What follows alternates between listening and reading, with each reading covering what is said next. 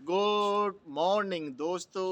मुझे पूरी उम्मीद है आप लोग बहुत अच्छे से अपने ज़िंदगी को एंजॉय के साथ जी रहे होंगे।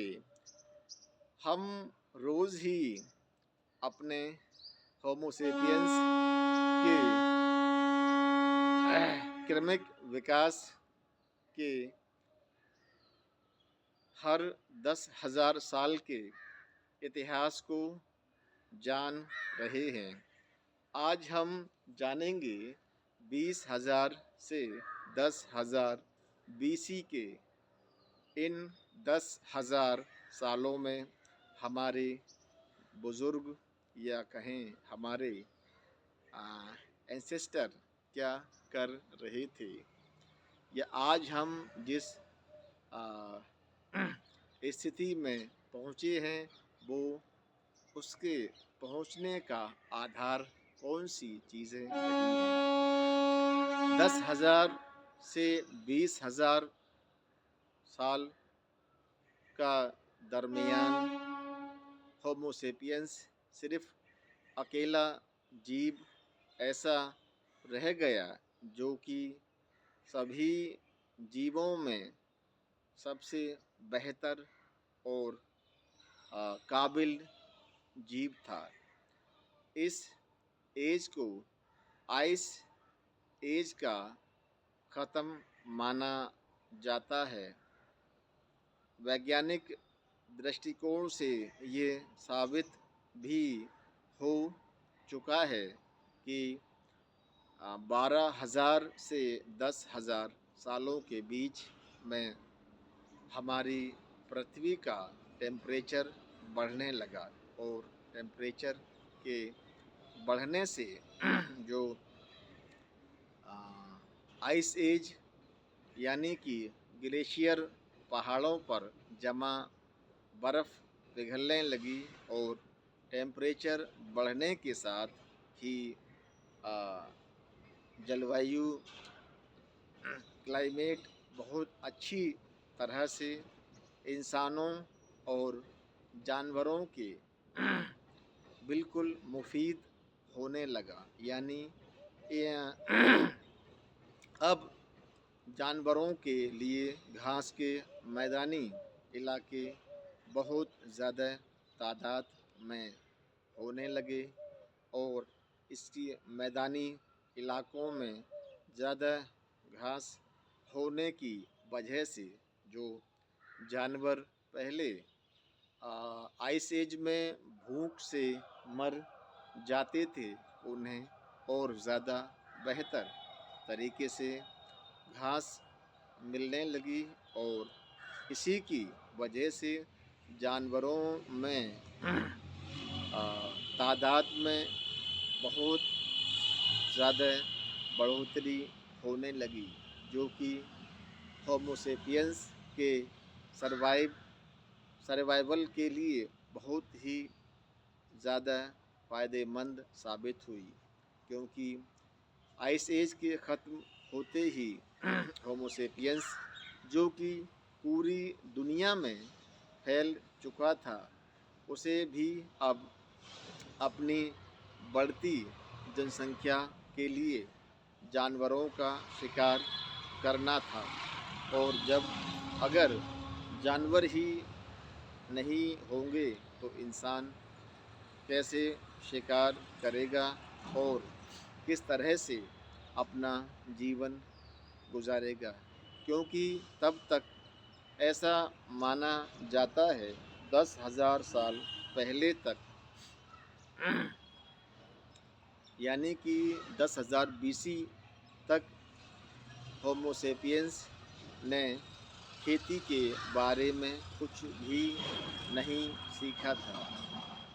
तब होमोसेपियंस हंटर गैदरिंग के तौर पर एक समूहों में शिकार करने के लिए रहता था, और इस दौरान होमोसेपियंस ने गुफाओं में रहना ही बेहतर समझा, और इस 10,000 सालों में गुफाओं में रहकर होमोसेपियंस ने पेंटिंग की और ऐसी पेंटिंग की जिसे शेल पेंटिंग कहा जाता है, जो कि आज भी कई गुफाओं में आपको मिल जाएगी। इसका एक गुफा भीमबेटका के नाम से मध्य प्रदेश में है। इस भीमबेटका गुफा में आज भी 10,000 बीसी से 20,000 बीसी के दरमियान उस गुफा में हुए चित्रकारी यानी कि पेंटिंग को आप आज भी धुंधले नज़र से या यूँ कहें कि साफ तो आज वो पेंटिंग नहीं रही, लेकिन आप उनको देख सकते हैं। वहीं इन 20,000 से 10,000 बीसी में इंसान ने अपने हथियारों को पत्थर और हड्डी से बहुत ही ज़्यादा नुकीला बना लिया। इस बात को इस तरह से समझना आसान रहेगा कि इंसान ने अपने बुद्धि और अपने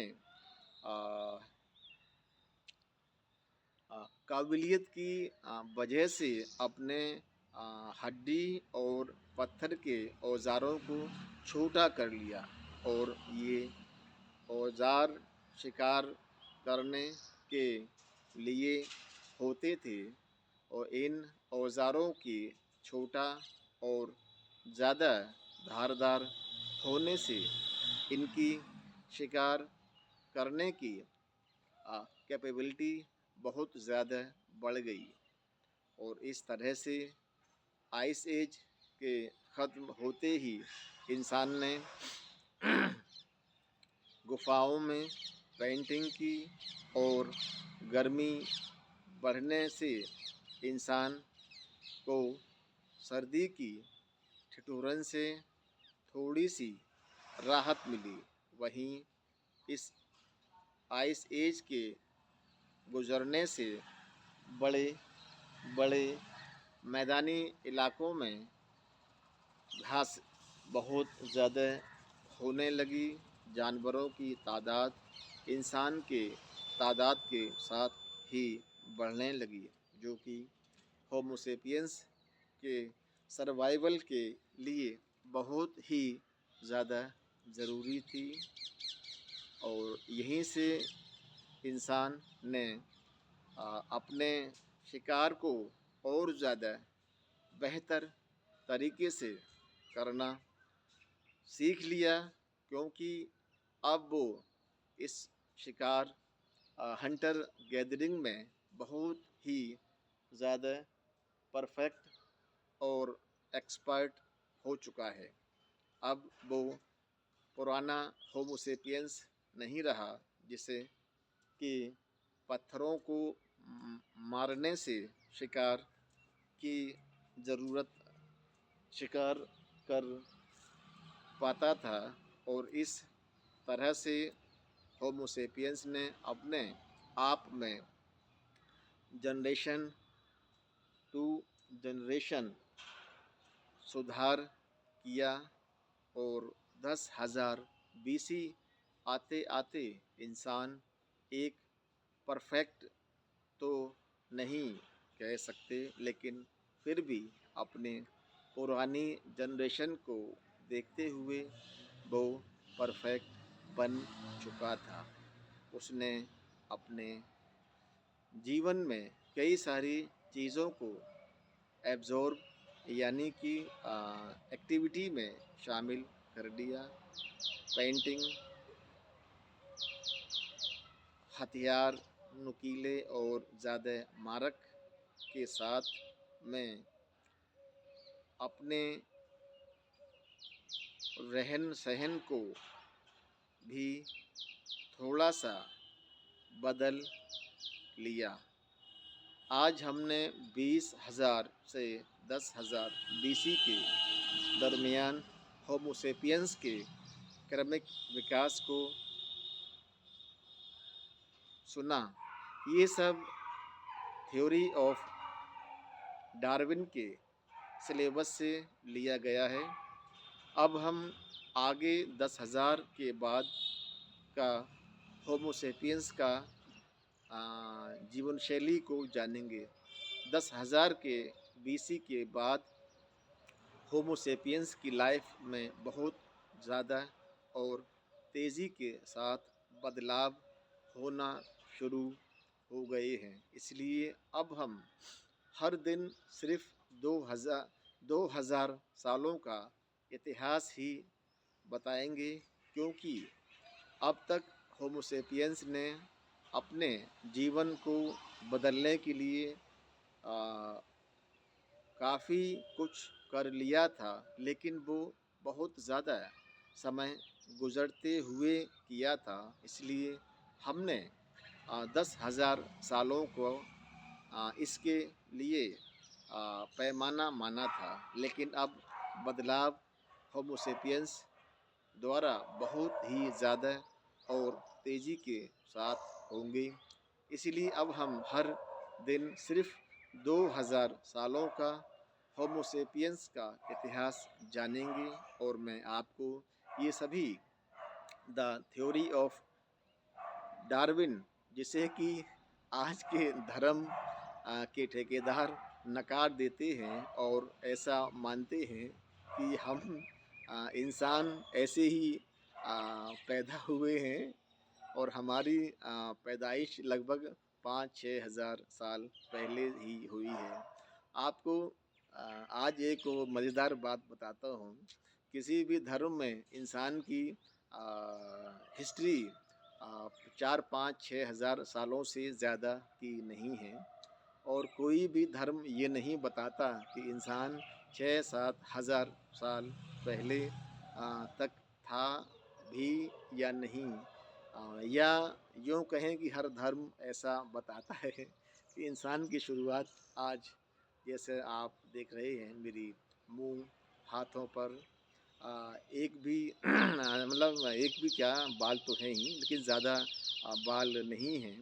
लेकिन जब इंसान, सच्चाई ये है कि इंसान की शुरुआत में उसके पूरे बॉडी पर बाल ही बाल थे और आज अगर आपको एक होमो इरेक्टस या होमो सेपियंस के साथ एक डेनो डेनो डेनोबोरस डेनोबोरस या निएंडरथल्स की एक कॉपी लाइव दिखाई जाए, ऐसा आने वाले फ्यूचर में हो सकता है कि एक निएंडरथल्स, एक होमो सेपियंस, एक डेनेबोरिस और एक होमो इरेक्टस की 4 डमी कॉपी लोगों को दिखाई जाए तो अंदाज़ा होगा कि इंसान में और इन आदिकाल के इंसानों में ज़मीन आसमान का यानी कि बहुत ज़्यादा फ़र्क होगा। लेकिन मैं किसी भी धर्म के बारे में बुराई नहीं कर रहा हूँ, लेकिन जो सच्चाई है उसको तो मैं बता ही सकता हूँ। धर्म के बारे में मुझे ऐसा लगता है, सभी धर्मों के बारे में, कि हर एक धर्म में एक उम्मीद, एक यकीन बेसिक चीज़ है जो कि इंसान को ज़िंदा रखने के लिए बहुत ज़रूरी होता है। शायद ये धर्म हमारे बुज़ुर्गों ने बहुत ही समझदारी से गढ़े होंगे कि इसकी वजह से इंसान के जीवन अच्छे से जिएगा। क्योंकि अगर किसी इंसान के जीवन में अगर एक उम्मीद, एक ख्वाहिश नहीं होगी या एक बेहतर इंसान बनने की कोशिश नहीं होगी तो पूरी पूरा समाज ही वो डिस्ट्रॉय हो जाएगा। आज के लिए वीडियो काफ़ी लंबा हो गया है, इसलिए गुड बाय।